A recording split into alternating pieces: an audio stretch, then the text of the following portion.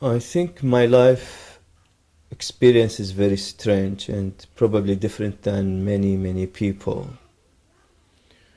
Um, I came from a lay Mandayan family, but a religious one, from Halali family.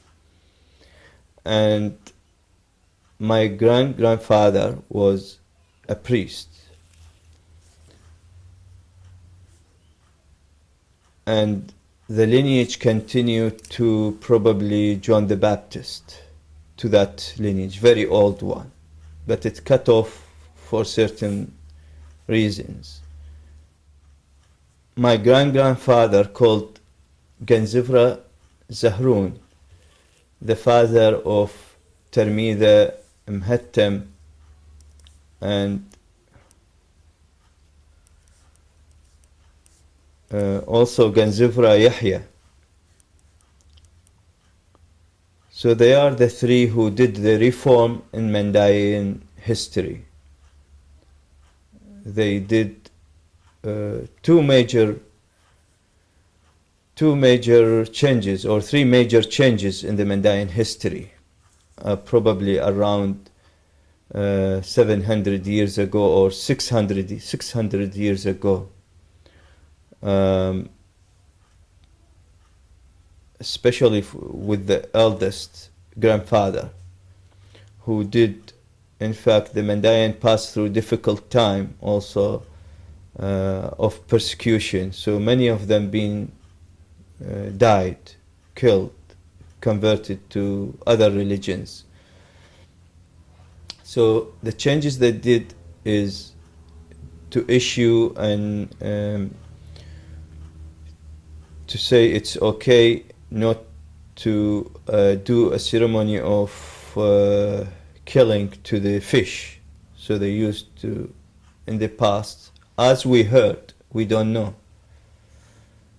they used to do killing of the fish the same way that they kill animals, the sacrifice, yes. But because of certain difficulties and situation, this is not written anywhere, but we heard about it from the oral tradition and from priests. I heard it from Rish Emma Abdullah, son of Ganzibra Najm, who told me this as well. He said that my grandfather did three changes in the community, major ones, to accept this. And secondly, not to do a Zitka Pricha, a ceremony called Zitka Pricha that attached to marriage ceremony, separate one. So they only use the Taryana during the ceremony and that's it. And this shortening the time and effort of the priest.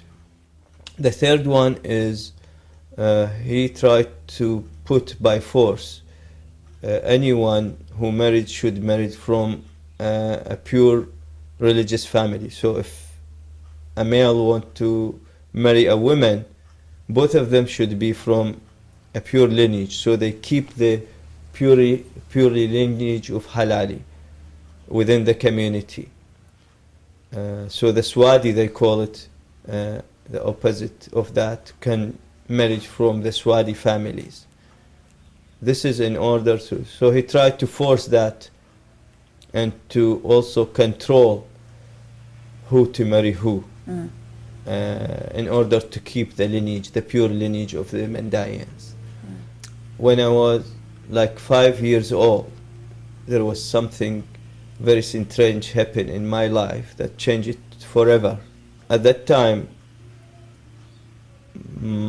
my cousin just about to pass away, so he is being baptized and he's wearing the Mandayan traditional clothes, the qmashi.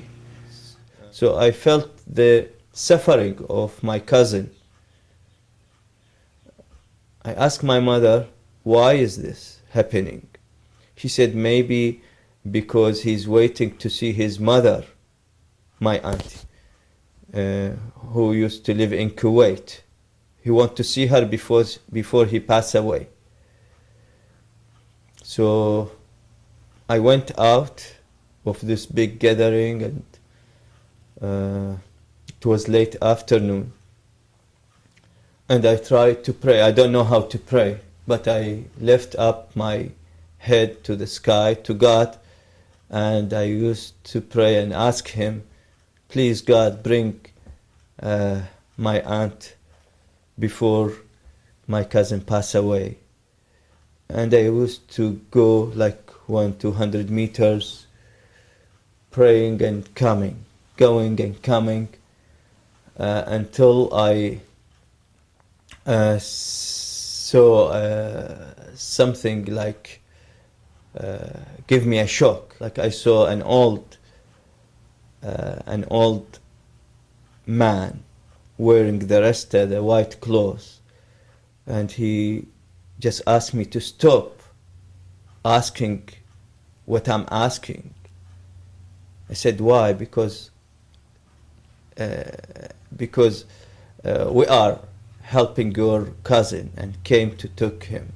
Said, please bring my aunt to see him, and before he pass away.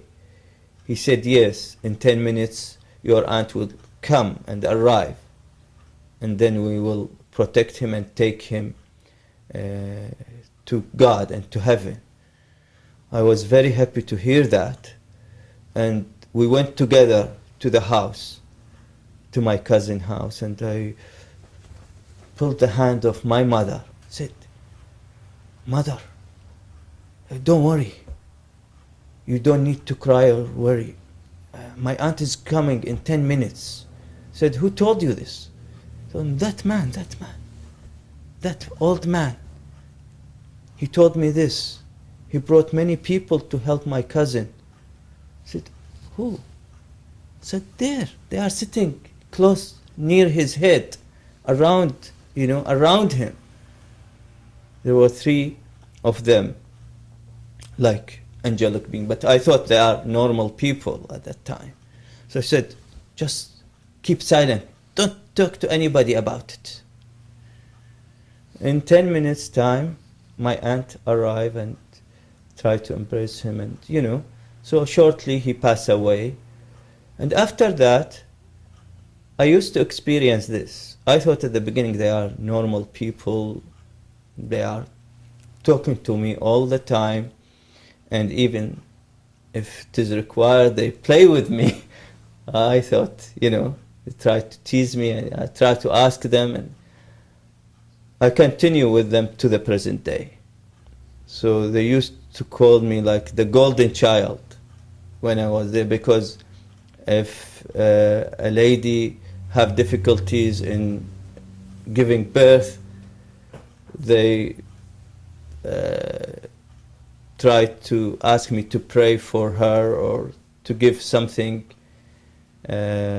like some water or something to her, so it give birth easy, or healing stuff they help me to do, to know if that pregnant woman, for example, get a male or female, or things related to future. So they try to help me helping others, because I tried to do something and to help, but then my family start to stop this, because become like anointing the family, and they are very afraid of, they love me so much, so they try to protect me from myself or from other people who got sometimes difficulties with business things, and they ask questions, and anyway, so that was the beginning, especially in early childhood. But I continued to pray and learn about the religion. My grandfather was a very religious man. My father was a teacher, but he was also a religious person.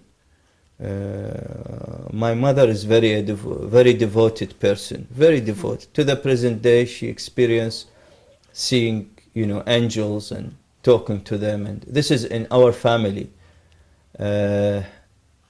My grandmother also used to see things, and so this is in our lineage, in fact. Yeah, my grandmother was really very a devoted person. So it is within the family that they used to see things, guardians, angels in the house. We experienced that.